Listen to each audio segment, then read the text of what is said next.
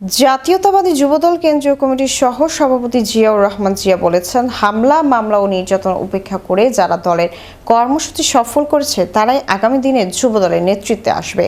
মাদকের সঙ্গে যাদের সামান্যতম সম্পৃক্ততারও প্রমাণ পাওয়া যাবে তারা কোনোভাবেই যুবদলের নেতৃত্বে আসতে পারবে না।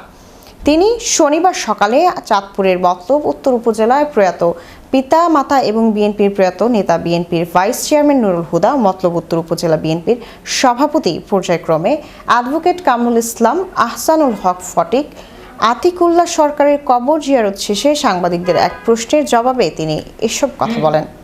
জিয়াউর রহমান জিয়া বলেন, যুবদল একটি আদর্শ ভিত্তিক সংগঠন। ত্যাগী, পরীক্ষিত ও পরিচ্ছন্ন ভাবমূর্তি নেতাকর্মীদের মূল্যায়নের মাধ্যমে সংগঠনকে আরও শক্তিশালী করা হবে। কোনো ধরনের বিতর্কিত ব্যক্তি বা মাদকের সঙ্গে জড়িত কাউকে যুবদলের নেতৃত্বে স্থান দেওয়া হবে না।